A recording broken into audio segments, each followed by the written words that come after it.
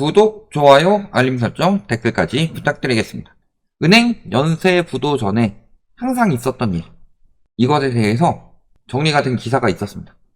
그래서 그 기사를 중점적으로 한번 보면서 우리나라 현상과 너무나도 비슷하길래 한번 들고 와봤습니다. 제목 자체가 이거예요. 은행 연쇄 파산 전에 항상 이런 일이 있었다. 실리콘밸리 은행 무너질 때 그런 이야기 나왔었죠. 자산 대비 너무 많은 비중을 국채 같은 장기증권에 투자를 했다. 어쨌든 장기증권이라는 게 중요한 게 아니라 많은 비중을 투자했다는 게 핵심이죠. 이거는 도널드 트럼프 전 대통령 시절 규제 완화를 한 원인 때문에 이렇게 됐다. 그러니까 시스템상 문제가 생기기 전에 항상 말씀드린 게요. 폭락이 폭등보다 위험하다. 이런 이야기를 합니다. 근데 폭락이 생기는 이유는 폭등했기 때문이에요. 폭등한 이유는요. 유동성이 많이 흘러 들어갔기 때문이고 유동성이 많이 들어간 이유는 규제를 완화했기 때문이다. 그래서 도널드 트럼프 때 규제 완화했던 것이 실리콘밸리 은행까지 퍼진 거다. 그런 거고 과거 글로벌 금융위기 2010년에 터지고 난 뒤에 도드 프랭크법 이게 제정이 됐었는데 이건 예전에 한번 설명드렸고 복잡하니까 간단하게 넘어갈게요. 위기 상황을 가정해서 자금분을 쌓고 있는지 은행들이 스트레스 테스트 하도록 강제했는데 요거를 금지했던 거를 완화를 해줬기 때문에 실리콘밸리 은행이 터진 거다.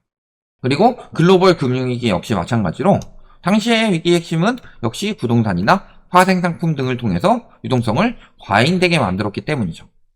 그러니까 핵심은 뭐예요? 규제 완화를 통해서 과잉 유동성이 나와서 이것 때문에 거품이 생긴 것들이 붕괴될 때 연쇄부도가 나온다. 또 뭐 이때뿐만이 아니라 1980년대 저축대부조합 파산도 역시 실리콘밸리 은행 파산과 비슷하게 진행이 됐었고 단기 예금을 받아서 장기로 대출 내주면서 했는데 여러 가지 그 상황으로 금리가 높아지면서 예금이 쫙 늘어나는데 대출은 안 받으니까 손실이 커진 거죠.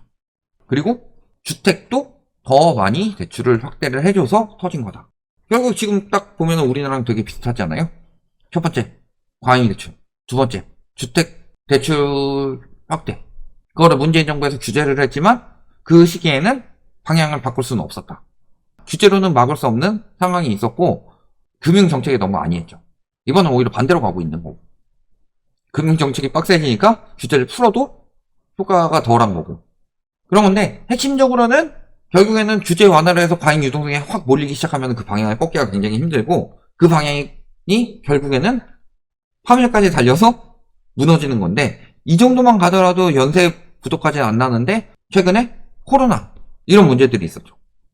그걸로 인해서 우리나라는 이제 하향세를 타러 가야 되는데 억지로 유동성으로 끌어올린 것이기 때문에 부실은 훨씬 더 커졌다. 얼마나 커졌어요? 부동산 그림자 금융이 926조로 사상 최대다. 그럼 그림자 금융이 뭐냐? 은행과 유사한 경제적 기능을 수행하지만 이금융권과 같이 은행 대비 규제 수준이 낮은 비은행 금융기관과 이런 기관에서 제공하는 금융투자상품. 그래서 부동산을 매개로 자금 중개, 신용 창출 등 기능을 수행하는 PF 대출이나 보증, 유동화 증권, 신탁, 펀드 등. 그래서 중개 과정이 길고 복잡한 데다 단기 작업과 밀접해서 차입, 레버리지 규모가 크다. 실질적으로 이금융권 싹 다 끌어모아도 926조가 있을까요? 없죠. 근데 어떻게 926조가 저렇게 됐을까요?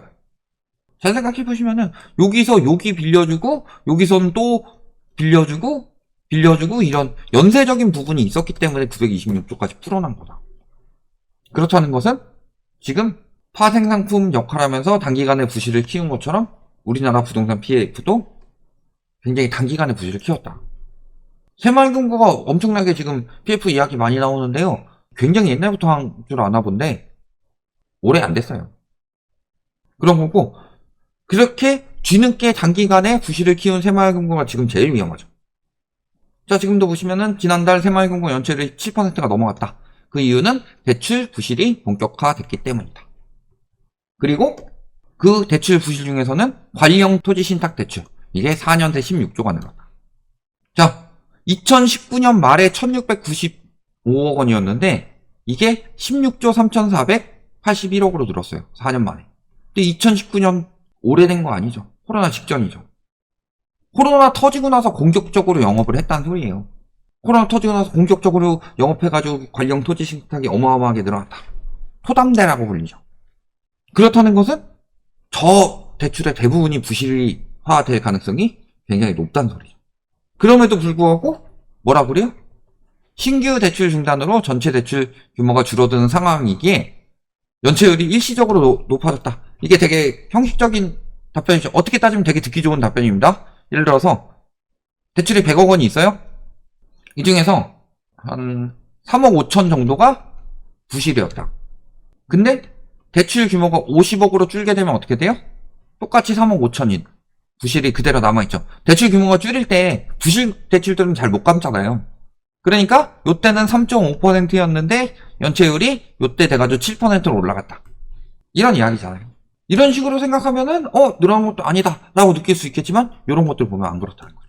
그리고 왜 이런 것들을 이제 관리 대폭 강화하겠냐. 그리고 PF 사업장 정리가 빠르게 진행된다는 것 자체가 쉽지가 않은 거고, 빠르게 진행되게 되면은 손실도 커질 수밖에 없는 거죠. 빠르게 진행해서 상명하고로 처리해봤자 그게 상식적으로 덜 위험하다는 소리냐. 연체된 거를 부실채권 처리해가지고 없애가지고 연체를 낮추는 게 그게 위기가 괜찮아진 거냐. 이런 부분인 거고, 특히 새마을금고가 더 위험한 이유는 이러고 있기 때문이죠. 지금 금융당국에서 조직 꾸렸지만 새마을금고 잘 관리하겠다. 그래서 금융위원회, 금융감독원, 예금보험공사 이런 데까지 감독 조직을 꾸렸는데 실질적으로 직접 감독할 법적 근거가 없다. 그러니까 실질적으로 2013년 저축은행 사태가 터졌을 때 새마을금고 문제에 대해 지적이 됐지만 지금 분명히 터질 뻔한 적도 있죠. 근데 감사원에서 새마을금고에 대한 행정조치가 10년간 이뤄진 바가 없다. 작년에 그런 문제들, 재작년에도 그렇게 문제들 만들었음에도 불구하고. 그리고 실질적으로 지금 뭐 행안부 감독이라고 하는데 여기서 뭐 감독기관들 만들어가지고 감독하겠다라고 하지만 5, 60개의 핵심 근거를 제외하고 대부분은 새마을금고감독위원회가 자체 감사하고 있다. 진짜 위험한 것들 몇 군데만 감독기관들이 더 유심히 보고 있을 뿐이고 나머지는 부실되든 안 하든 잘 안 보고 있다는 소리다. 그리고 감사하는 사람들 뽑는 방식도 결국에는 최근 2년 이내에 임직원으로 근무하지 않으면은, 그러니까 예를 들어서 새마을금고에서 한 20년 근무하다가요, 한 2년 쉬다가 20년 근무하니까 10년 이상의 전문가죠. 그리고 2년, 최근 2년에 근무한 적이 없죠. 그러면 이런 사람들 감사로 들어갈 수 있다. 그러니까 더 위험하다는 거예요. 그러니까 저런 것들이 부실이 먼저 나오고 있는 거예요. 아무리 감춰도요, 취두부 이런 거를 아무리 예쁘게 포장을 해가지고 금박 포장을 하고 되게 막 삐까뻔쩍하게 포장을 하더라도 그 냄새는 속일 수가 없죠. 그 냄새가 흘러나오고 있는 거다. 까보면 취두부인 게 다 나오는 거. 그런 상황에서 실질적으로 부실채권은 계속 늘어나고 있죠. 작년에 금리 인하하고 해가지고 연골족도 살아났다 뭐 이런 이야기 하는데 부실채권이 굉장히 빠르게 증가를 했고요. 지금 새마을금고는 특히 인천 같은 경우는 적자 부실채권 연체 다 문제고, 은행권도 부실채권 지금 2조 원 나왔고, 은행은 그나마 나은데 저축은행 캐피탈 이런 것들은 더 심하다. 이런 이야기들 나오고 있죠. 근데 문제는 이 부실채권들 결국에는요, 상매각을 할 때 어디로 많이 넘겨요? 매각하면서 어디다 많이 넘겼어요? 공매 담당하는 캠코에 많이 넘겼죠. 그래서 작년에 새마을금고 2조 부분 캠코에서 받아줬죠? 근데 캠코는 돈이 많냐? 한 해 투자금이 1.8조다. 그래서 약 1조 9,083억까지 집행 가능하기 때문에 지금 부실이 커지면 커질수록 캠코에서 감당이 점점 더 안 된다는 소리예요. 그러니까 캠코에서도 감당이 안 되니까 지금 추가 출자를 요청을 한 거죠. 4년간 2조 정도의 추가 출자를 해달라. 소상공인과 자영업자 부채까지도 탕감해야 되는데, 문제는 새마을금고나 이런 것들 터지는 것도 부실채권도 캠코에서 받아줘야 된다. 이런 상황인 거고. 그러니까 결국에는 부실이 커지고 있어요. 첫 번째. 근데 부실을 보증해줘야 되고, 허그 같은 경우는 지금 돈 없다고 계속 난리죠. 그렇다고 부실을 감당해줘야 되고, 캠코도 자금이 부족합니다. 건설사들 지금 뭐 하고 있어요? 자산 정리하고 있어요. 그리고 채권 발행하고 있습니다. 은행권 위기가 계속 은행으로 번질 수밖에 없다는 소리예요. 그러면 지금 해야 될 건 뭐예요? 은행권 부실이 더 커지지 않도록 대출을 좀 더 타이트하게 내줘야 되죠. 갚을 수 있는 사람들한테 대출을 내줘야 된다. 근데 정신 나간 인간들은 이런 소리 하고 있습니다. 이 기사 보고 정신이 나갔구나. DSR 40%는 문재인 정부에서 나온 대출 규제 중 가장 강도가 높은 것인데 아이러니하게 현 정부가 하락 조정기에 유지를 하고 있다. DSR 40%는 문재인 정부에서 나온 게 아니라요. 바젤3에서 나온 거예요. 근데 이딴 이야기 하고 있어요.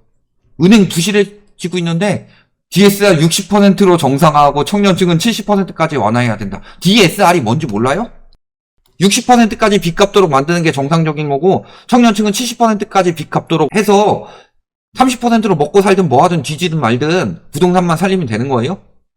말도 안 되는 소리죠. 우리나라 부동산 전문가들은 경제에 대해서 개프도 모른다. 모르든가 아니면 사기치든가.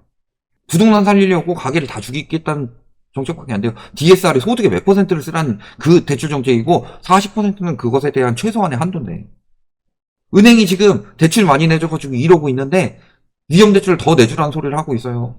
말 같지도 않은 소리죠.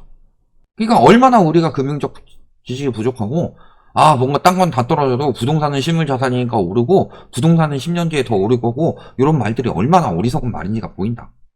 결국에는 저런 거품기에는 항상 터졌고 여태까지 우리나라는 계속 빚으로 끌어올린 거지만 지금은 더 이상 그게 되지 않는다. 지금은 은행권 부실이 가시화되고 있는 상황이고 대출을 더 타이트하게 줘야 될 때다. 여기서 대출을 뭐 정책 대출이니 뭐니 해가지고 더 풀어서 은행권 부실 늘리게 되는 순간에는 부정적 정도가 아닐 것이다. 이렇게 보시면 되겠습니다.